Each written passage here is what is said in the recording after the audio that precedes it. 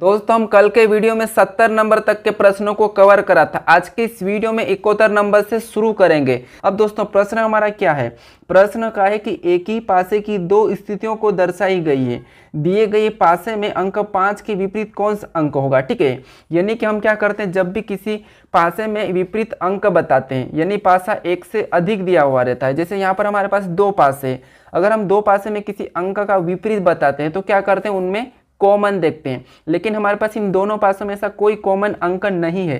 तो दोस्तों जब कॉमन अंक नहीं होता है तो हम क्या चेक करते हैं? ठीक है, हमें ये चेक करना होता है कि वो पासा मानक है या सामान्य है। ठीक है, ये दो हमें चेक करना है। तो जैसे हम पासे को चेक करेंगे कि सामान्य है या मानक। अब दोस्तों ये आपको पता होना चाहिए कि मानक क्या होता है और सामान्य क्या होता है। अब दोस्तों जैसे मानक की बात करें, जैसे मानक पासे में आपस की किसी भी दो अंकों को, ठीक है, आपस के किसी भी दो फलक के अंकों को जोड़ने पर उसका योग 7 नहीं होता है, वो मानक होता है। और जिसके जोड़ने पर 7 हो जाता है वो सामान्य होता है। ठीक है, तो जैसे अगर हम इन दो और एक को आपस की दो फलक के योग करेंगे तो 3 होता है। उसके बाद कहीं से भी होना चाहिए, जैसे यहाँ से भी करेंगे तो 6, इधर से भी करेंगे तो क्या हो जाएंगे 5। अब दोस्तों यहाँ पर कहीं से भी 7 नहीं हो रहा है, तो इसका मतलब ये है कि एक मानक पासा है। ठीक है, हम सेकेंड में देखेंगे तो यहाँ पर भी इनका योग करेंगे आपस में, तो यहाँ पर इनका योग करने पर 8 हो रहा है, तो ये भी क्या है, एक मानक है। अगर इधर से भी देखेंगे तो यहाँ पर भी इसका 11 हो रहा है, और इधर से भी देखेंगे तो यहाँ पर भी इसका 9 हो रहा है।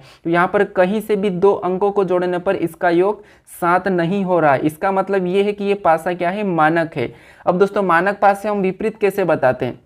अब दोस्तों मानक पासे में जब भी विपरीत बताते हैं तो विपरीत का योग हमेशा 7 होता है। ठीक है, विपरीत अंकों का योग हमेशा 7 होता है। कहाँ पर? तो मानक पासे में।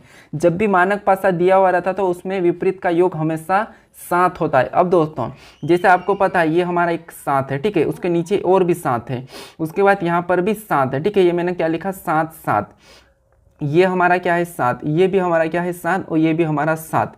अब दोस्तों हम यहाँ पर क्या क्या कर सकते हैं, जैसे 1 से लेके क्या होता है, 1 से लेके 6 तक फ्लक होती है। ठीक है, अब जैसे देखिए मैं सबसे पहले क्या करूँ, 2 को लेता हूँ, जैसे 2 को, उसके बाद 2 में ऐसा क्या प्लस करूं कि मेरे पास 7 हो जाए। तो आपको पता होगा कि हम 5 को जोड़ेंगे तब 7 होंगे। उसके बाद मैं यहाँ पर 3 लेता हूँ, और 3 में ऐसा क्या जोड़ेंगे कि हमारे पास 7 हो जाए। तो 4 को जोड़ेंगे तब 7 होंगे। उसके बाद यहाँ पर 6 ले लेता हूँ, तो 6 में ऐसा क्या जोड़ेंगे कि हमारे पास 7 हो जाए, तो 1। अब दोस्तों ये जितने भी अंक है ये एक दूसरे के विपरीत है। ठीक है, तो ये मानक पासा में हम कुछ इस प्रकार से विपरीत बताते हैं। और हमें पूछा है यहाँ पर कि 5 के विपरीत। ठीक है, क्या पूछा है, 5 के विपरीत। तो 5 के विपरीत क्या होगा, 2। ऑप्शन हमारा तीसरा वाला सही होगा। ठीक है, अब इस टाइप का प्रश्न आपको पूछा जाएगा तो इस टाइप से सोल्व कर लेना। ठीक है, चलिए बढ़ते हम क्वेश्चन नंबर 72 की ओर। अब दोस्तों क्वेश्चन नंबर 72 दिया है, निम्नलिखित दिए गए विकल्पों में से उस शब्द का, ठीक है, उस शब्द युग्म का चयन कीजिए जो आपस में उसी प्रकार संबंधित है जिस प्रकार नीचे दिए गए शब्द युग्म आपस में संबंधित है। जैसे दोस्तों प्रश्न का कहने का मतलब ये है कि जैसे ये नीचे दिए गए दो शब्द है, ठीक है, इनका संबंध जैसा है सेम उसी तरह का संबंध हमें यहाँ पर नीचे ऑप्शन में से बताना है। तो देखिए जैसे हम क्या करेंगे, यहाँ पर सबसे पहले इसने लिखा है चीन और बीजिंग, इनका संबंध कैसे है यही देखकर हम क्या करेंगे, सेम रिलेशन बताएंगे। तो जैसे यहाँ पर हमें चीन और बीजिंग है, तो आपको ये पता है कि चीन की राजधानी क्या है, बीजिंग है। ठीक है, तो इसका मतलब ये कि पहले वर्ड का सेकेंड राजधानी है। ठीक है, तो यहाँ पर हम ऑप्शन ए को देखेंगे तो यहाँ पर जापान का ये मुद्रा है, क्योंकि जापान की राजधानी क्या होती है, टोक्यो। यहाँ डॉलर भी क्या है, अमेरिका की मुद्रा है। ठीक है, लेकिन ऑप्शन तीसरे को देखेंगे तो यहाँ पर इराक, ठीक है, इराक की राजधानी क्या है, बगदाद। तो यही हमारा क्या हो जाएगा, इसके जैसा मिल जाएगा। ठीक है, इसके जैसा हमारा ऑप्शन तीसरे में, तो ऑप्शन तीसरा वाला हमारा क्या होगा, सही जवाब हो जाएगा। ठीक है, चलिए क्या होगा, ऑप्शन तीसरा। अब बढ़ते हम क्वेश्चन नंबर 73 की ओर। अब दोस्तों क्वेश्चन नंबर 73 दिया है, प्रश्न का है कि संख्या के 4 युग्म दिए गए हैं जिसमें से 3 किसी न किसी तरह समान है और 1 असमान है, उस असमान संख्या युग्म का चयन करें। ठीक है, यानी कि दोस्तों हमारे पास 4 ऑप्शन है, इसमें से 3 किसी न किसी तरह समान है, लेकिन हमें यहाँ पर 1 असमान है वही बताना है। तो दोस्तों आप वीडियो को रोकें और खुद से जरूर किसी भी प्रश्न को सोल्व करें। ठीक है, यहाँ पर मैं सभी प्रश्न का सोल्यूशन तो जरूर बताऊंगा, क्योंकि आप अब प्रैक्टिस सेट सोल्व कर रहे हैं, हम तो आपको भी देखना है कि यहाँ पर इसका सही जवाब क्या हो सकता है। ठीक है, तो चलिए हम ऑप्शन में देखेंगे। यहाँ पर क्या दिया है, सबसे पहले ऑप्शन में दिया है 4/5 और यहाँ पर अनुपात में 3 दिया है। ठीक है, तो सभी की सभी यहाँ पर विकल्प को देखेंगे तो सेम वैसे ये बटे में, साइड में, अनुपात में। अब दोस्तों हम क्या करेंगे, जैसे अगर यहाँ पर 4 और 5 को जोड़ देते हैं तो 4 और 5 को जोड़ने पर कितने होते हैं, 9। ठीक है, कितने हो जाएंगे, 9।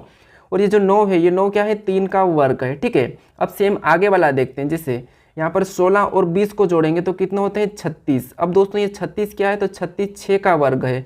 जो साइड में संख्या लिखी है उसी का वर्ग है, ये दोनों का योग। ठीक है, सेम उसी तरह से यहाँ पर भी इन्हीं संख्या दोनों को जोड़ेंगे तो 41 और 25 हमारे पास कितने होते हैं, 66 होते हैं। ठीक है, कितने, 66। लेकिन 66 8 का वर्ग नहीं है। ठीक है, उसके बाद आगे वाले को देखेंगे तो जैसे 30 और हम देखेंगे 51 को, तो 30 और 51 को जोड़ेंगे तो कितने हो जाएंगे, 81। और 81 भी क्या है, 9 का वर्ग है। अब दोस्तों आपको यहाँ पर एक अलग दिखा होगा, कौन सा वाला, तो ऑप्शन तीसरा वाला। अब सभी ऑप्शन को देखेंगे तो यहाँ पर दोनों अंक, ठीक है, दोनों संख्या का योग किसका वर्ग आ रहा है, इसका वर्ग। उसके बाद यहाँ पर भी दोनों संख्या का योग इसका वर्ग है, साइड वाले का। ठीक है, और यहाँ पर भी दोनों संख्या का योग इस साइड वाले का वर्ग है। लेकिन यहाँ पर दोनों संख्या का वर्ग इसका, ठीक है, दोनों संख्या का योग इसका वर्ग नहीं है। तो इसका मतलब ये क्या होगा, इन तीनों से अलग है। तो हमें पूछा था कि असमान, तो असमान हमारा तीसरा है, तो तीसरा वाला सही जवाब हो जाएगा। ठीक है, क्या होगा, ऑप्शन तीसरा।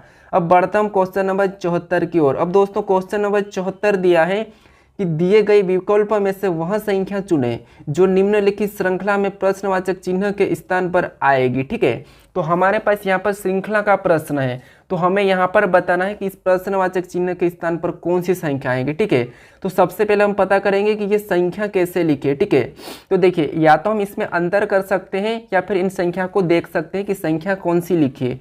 तो जैसे अगर हम संख्या को समझते हैं तो यहाँ पर 121 लिखा है। ठीक है, और 121 को देखेंगे तो ये 11 का वर्ग है।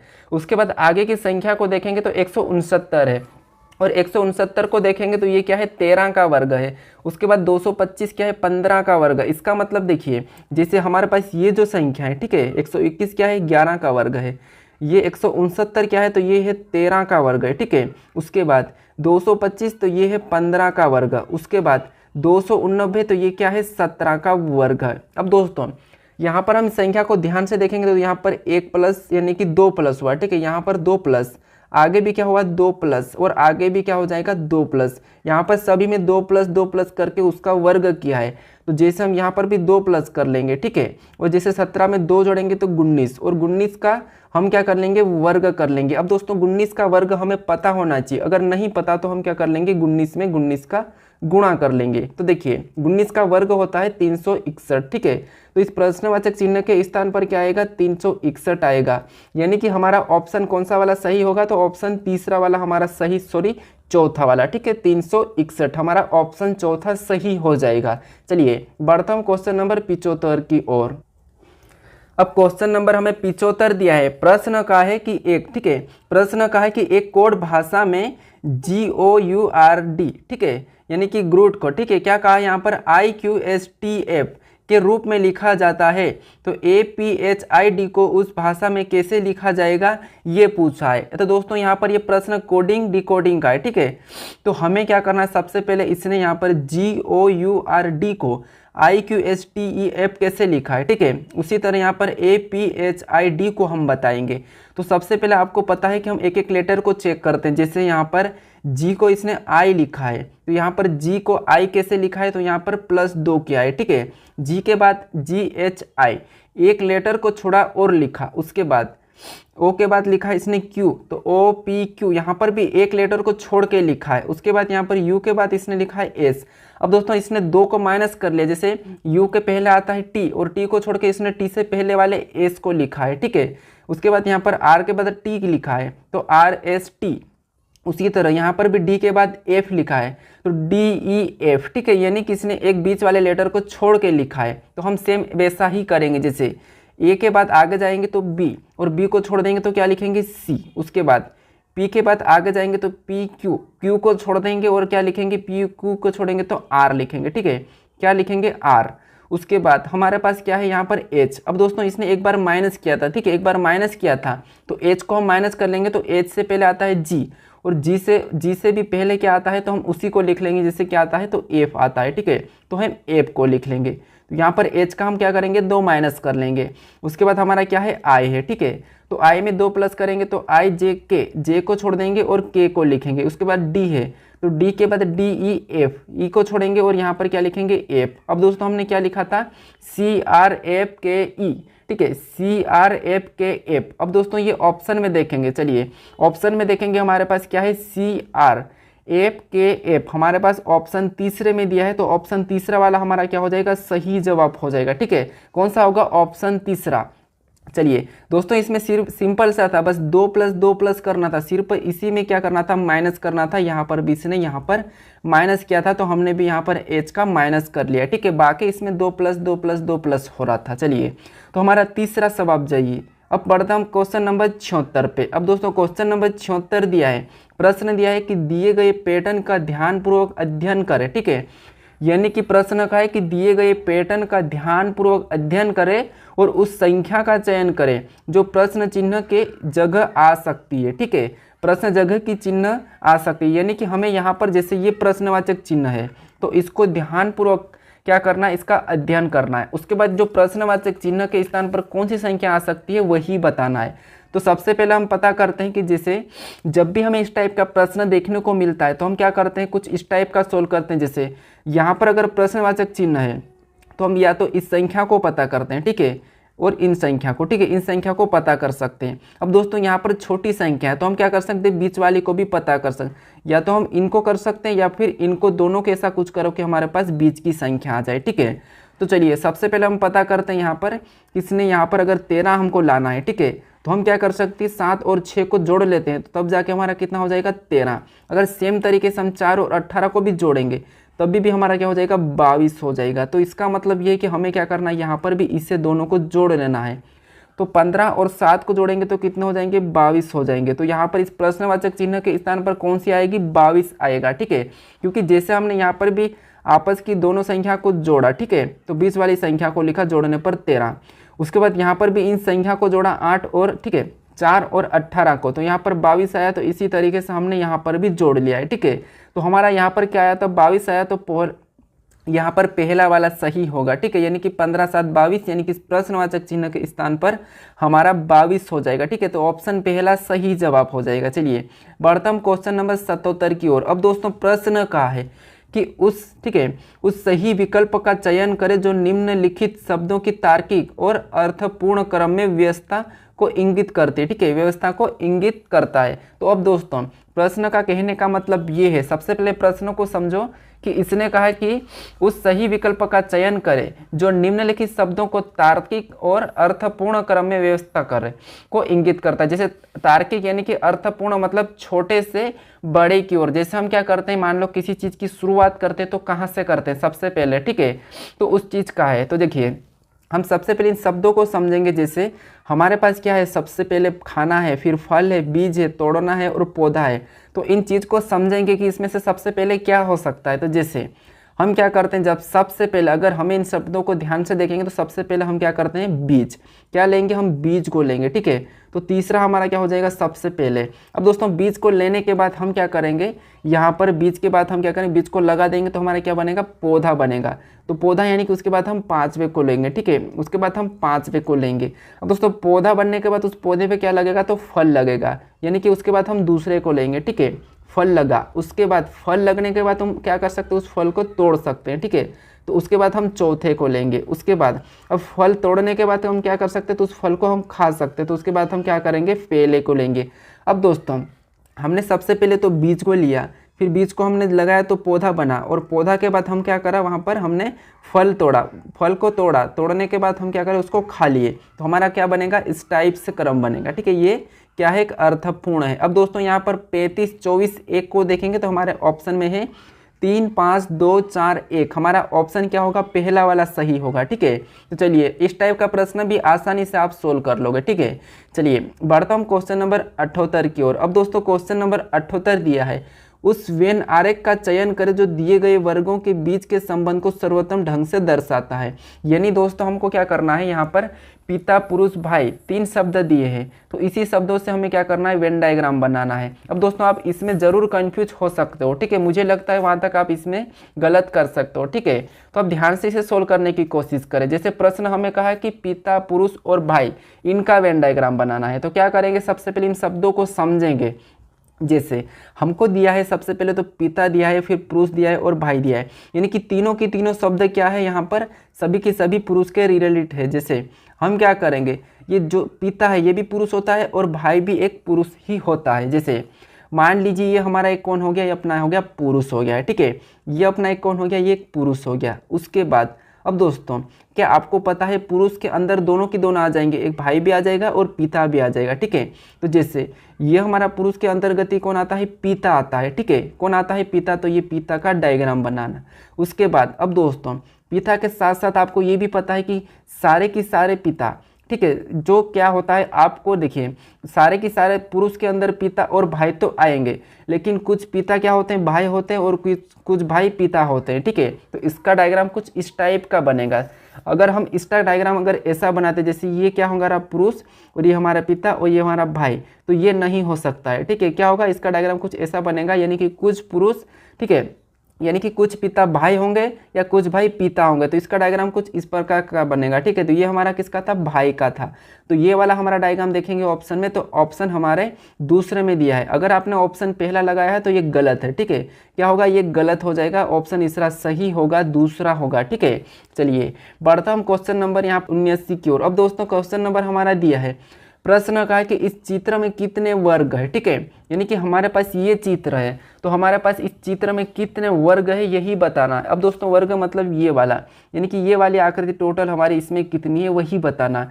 तो हम क्या करते हैं, यहाँ पर सबसे पहले गिनते हैं। जैसे क्या करते हैं, गिनते हैं, तो 1 और 2, ये हमारी 2 है, यहाँ पर भी 1 और 2, यहाँ पर भी 2 है, यहाँ पर भी 2 है और यहाँ पर भी 2 है, यानी कि टोटल हमारे पास यहाँ पर तो कितने हो गए, 2 2 8 हो गए, ठीक है। यहाँ पर तो टोटल 8 हो गए अपने पास। कैसे देखिए, जैसे हमारे पास यहाँ से एक ये है और इसके अंदर है, ये भी एक सेम है उसके अंदर है, ऐसा हमारे पास सेम है, ठीक है। ये भी हमारा एक सेम है और उसके अंदर है, यहाँ पर भी सेम है और उसके अंदर है, तो यहाँ पर 2 2 2 2, ठीक है। तो यहाँ पर टोटल हमारे तो 8 हो गए।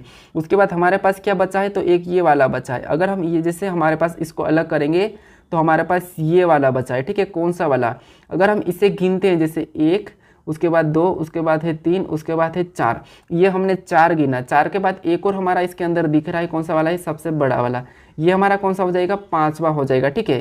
तो टोटल अब कितने हो गए हमारे पास, यहाँ पर इसमें 5 है, तो हम क्या करेंगे, 8 में इस 5 को जोड़ेंगे तो कितने हो जाएंगे, 13। मतलब इस वाली आकृति में टोटल कितने हो जाएंगे, 13 वर्ग हो जाएंगे, ठीक है। कितने, 13।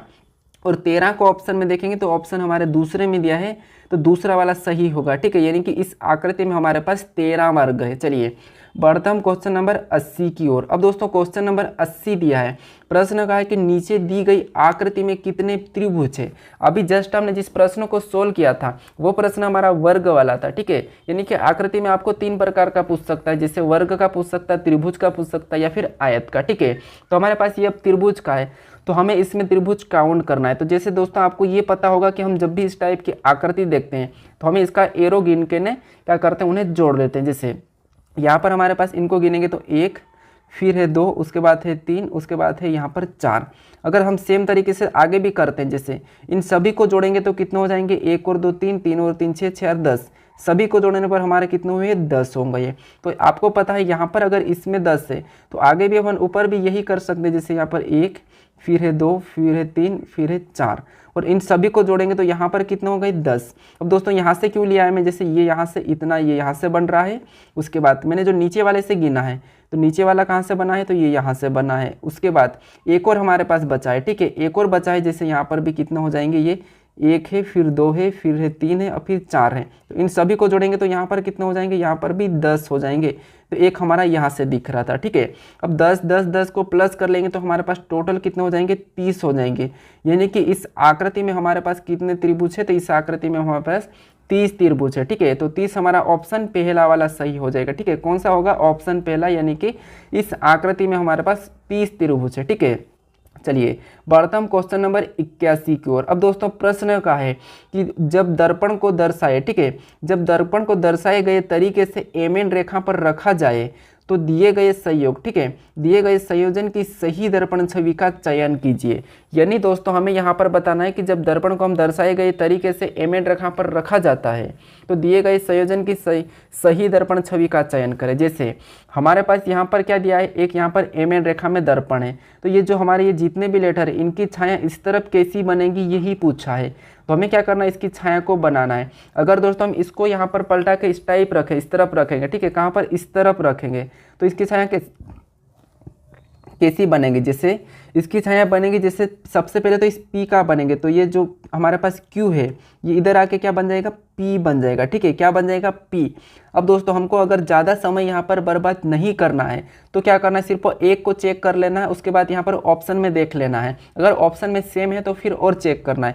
हम देखेंगे ऑप्शन में हमारा एक ही P है, देखिए यहाँ पर B तो बनेगा नहीं, उसके बाद यहाँ पर P, यहाँ पर Q वैसा ही नहीं रहेगा, उसके बाद ये भी क्या है, Q ही है, तो ये वैसा ही नहीं रहेगा। अब 8 पे तो आपको पता है कि 8 पे कोई फर्क नहीं पड़ेगा, तो हमारा ऑप्शन कौन सा वाला सही होगा, तो ऑप्शन हमारा तीसरा सही हो जाएगा, ठीक है।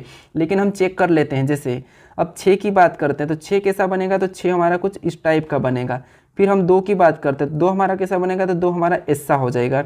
फिर M पे तो कोई फर्क नहीं पड़ेगा, थोड़ा बहुत पड़ेगा, ठीक है। उसके बाद हमारा पास E है, तो E को बनाएंगे तो E कैसा बनेगा, तो E हमारा बनेगा ऐसा बन जाएगा, ठीक है, ये वाला हमारा बनेगा। अब दोस्तों हमारा यहाँ पर कौन सा होगा, तो ऑप्शन तीसरा ही हमारा क्या होगा, सही जवाब हो जाएगा, ठीक है। चलिए बढ़ते हम क्वेश्चन नंबर 82 की ओर।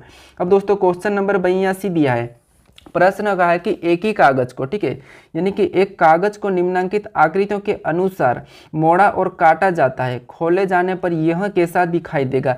दोस्तों पेपर कटिंग फोल्डिंग का प्रश्न ही इंपॉर्टेंट है, ये बार बार पूछा जाता है और आप इसमें बहुत कंफ्यूज होते हैं। तो यहाँ पर देखिए पूछा है कि यहाँ पर जैसे ये दिया है, ठीक है, इसको हम फोल्ड करेंगे तो इसके पूरा फोल्ड करने के बाद ये खोलने पर कैसा दिखाई देगा, ये प्रश्न पूछा है। तो दोस्तों आपको क्या पकड़ना है, सबसे पहले ये जो 3 हमारे पास आकृति है, ठीक है, इन्हीं को पकड़ना है। अब दोस्तों हम क्या कर सकते हैं, जैसे इसको हम यहाँ पर ये जो एरो दिखा है, ठीक है, इसी तरफ हम फोल्ड करेंगे इस पन्ना को, ठीक है, इसको हम क्या करेंगे, इस तरफ फोल्ड कर लेंगे, तो ये जो जितनी भी आकृति है, ठीक है, यहाँ पर वैसी की वैसी इसी जगह पर नीचे छप जाएगी, ठीक है, इसी के पास यहाँ पर छप जाएगी, ठीक है। अब दोस्तों एक बार फोल्ड करने पर इतना होगा, ठीक है। अब दूसरी बार इसने कहा कि ऊपर की ओर, यानी कि हम इस पन्ने को ऊपर की ओर फोल्ड कर लेंगे, समझिए, इस पन्ने को अब हम क्या करेंगे, ऊपर की ओर फोल्ड कर लेंगे। तो जैसे जब ऊपर की ओर फोल्ड करेंगे तो सारे के सारे यहाँ पर जो हमारे पास है ये क्या हो जाएंगे, यहाँ पर इसका बन जाएगा, ठीक है, कुछ इस प्रकार का, ये जितने भी ऊपर के यहाँ पर छप जाएंगे तो इसका कैसा बनेगा, उस प्रकार का बनेगा। यानी कि इस प्रकार का हम देखेंगे तो हमारे पास ऑप्शन पहले में ही है, ठीक है, ऑप्शन पहला क्या हो जाएगा, सही जवाब हो जाएगा। अगर आपको ये प्रश्न सोल्व करने नहीं आता है तो एक बार आप चेक कर लीजिए पेपर पे, इस निशान को बनाना, फिर उसको मोड़ के देखना, फिर वहाँ पर उन्हीं निशान को बना लेना। वैसे आपको ये क्या हो जाएगा, वैसे भी आसान है, बस इस चित्रों को देख के आपको क्या करना है, यहाँ पर मोड़ना है। तो हमारा ऑप्शन क्या हो जाएगा, पहला वाला सही होगा। चलिए बढ़ते हम क्वेश्चन नंबर 83 की ओर। अब दोस्तों क्वेश्चन 83 दिया है, प्रश्न कहा कि यदि 20 के बाद, ठीक है, यदि 20 त्रिभुज 30 बराबर 5, उसके बाद 90 त्रिभुज 40 बराबर 13 और 20 त्रिभुज 20 बराबर 4, तो यहाँ पर 90 त्रिभुज 80 बराबर क्वेश्चन मार्क देखें मान ज्ञात करने के लिए कहा है। तो हमें दोस्तों यहाँ पर क्या करना है, सबसे पहले हमें पता करना है कि इसने यहाँ पर 20 और त्रिभुज यहाँ पर 30 को 5 कैसे लिखा है, उसके बाद 90 त्रिभुज 40 को इसने 13 कैसे लिखा है और 20 त्रिभुज 20 को यहाँ पर 4 कैसे लिखा है, तो हमें उसी तरह से यहाँ पर भी बताएंगे। तो चलिए सबसे पहले हम पता करते हैं। अगर दोस्तों हम क्या करते हैं, इसमें माइनस कर सकते हैं, जैसे 20 और 30 में आपस में माइनस करेंगे तो कितने होते हैं, 10, कितने हो जाएंगे 10, और 10 को 2 से काटेंगे तो कितने हो जाएंगे 5। सेम उसी तरह से अगर यहाँ पर भी हम क्या करते हैं, माइनस करते हैं, यानी कि 90 में से 40 को माइनस करते हैं तो कितने होते हैं 50, और 50 को 2 से काटेंगे तो कितने होते हैं 25। लेकिन यहाँ पर 13 दिया है तो इसका मतलब है कि ये तरीका हम नहीं लगा सकते। अब क्या कर सकते हैं, जैसे अब आप क्या करोगे, इस जीरो को भूल जाना, ठीक है, इस जीरो को भूल जाना, उसके बाद हमें क्या करना है, इस जीरो को भूलना है और 1 और 2 को, यानी कि यहाँ पर 2 और 3 को जोड़ना है, तो 2 और 3 को जोड़ने पर कितने होते हैं 5, और 5 दिया है। सेम तरीके से यहाँ पर हम 9 और 4 को जोड़ेंगे तो 13 होते हैं और 13 भी यहाँ पर दिया है। उसी तरह यहाँ पर 2 और 2 को जोड़ेंगे तो यहाँ पर कितने 4 होते हैं और 4 भी दिया है। तो जैसे हमने यहाँ पर क्या करा था, 2 और 3 को जोड़ा तो 5, 5 लिखा है। 9 और 4 को जोड़ेंगे तो कितना है यहाँ पर 13 और 13 भी लिखा है। 2 और 2 को जोड़ा तो यहाँ पर 4 हुआ और 4 भी यहाँ पर लिखा है। तो हम क्या कर सकते हैं, यहाँ पर भी इन्हें जोड़ेंगे और प्रश्नवाचक चिन्ह के स्थान पर बताएंगे। तो 9 और 8 को जोड़ेंगे तो कितने हो जाएंगे 17 और 17 हम क्या करेंगे यहाँ पर बताएंगे प्रश्नवाचक चिन्ह पे।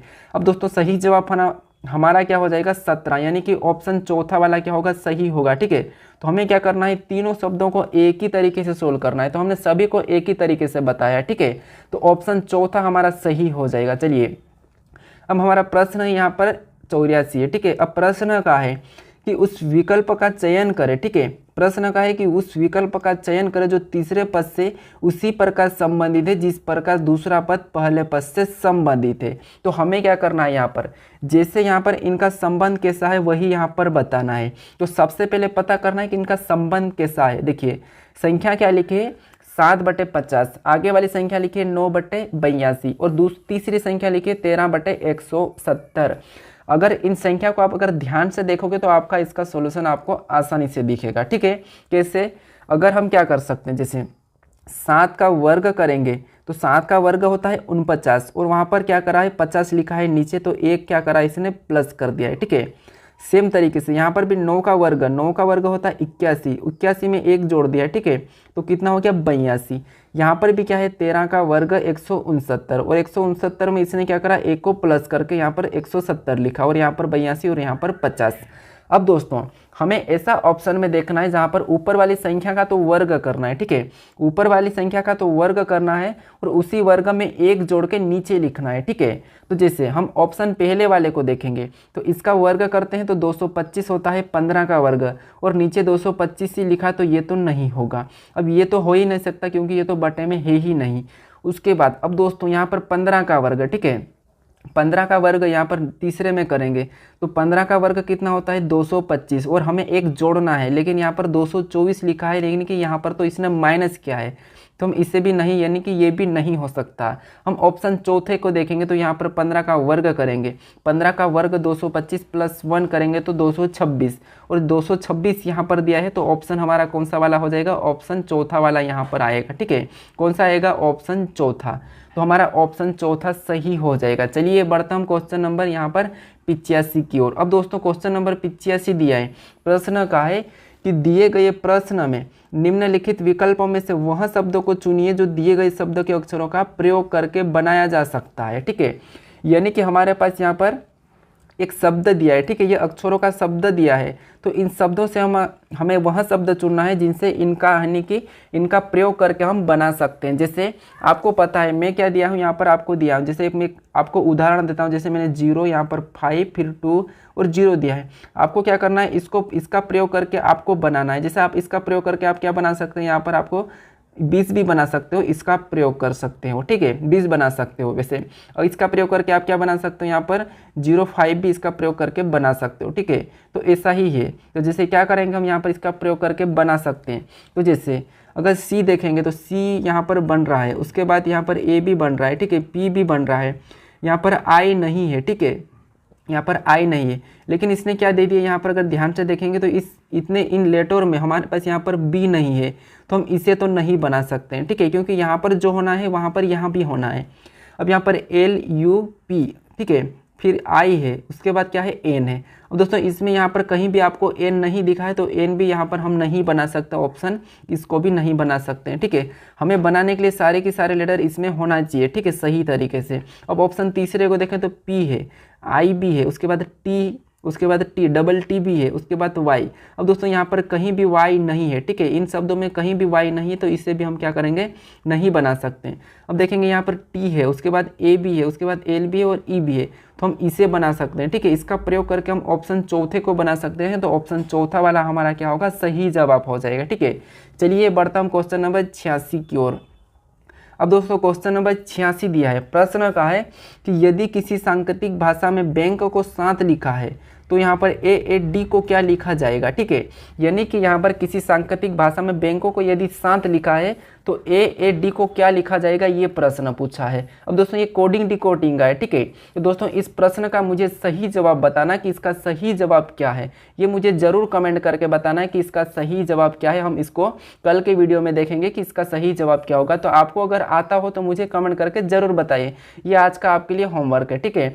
अब दोस्तों अभी तक आप चैनल को सब्सक्राइब नहीं किया तो दोस्तों चैनल को जरूर सब्सक्राइब कर लीजिएगा, ठीक है। और वीडियो को लाइक नहीं किया है तो ठीक है, वीडियो को अगर लाइक नहीं किया तो लाइक भी जरूर कर ले दोस्तों। अब हम मिलते हैं नेक्स्ट वीडियो में। आप अपने दोस्तों तक भी वीडियो को जरूर शेयर करें, ठीक है। तो ये मैं आपके लिए चैलेंज देता हूँ कि आप इस प्रश्न का सही जवाब मुझे ज़रूर बताइएगा, ठीक है।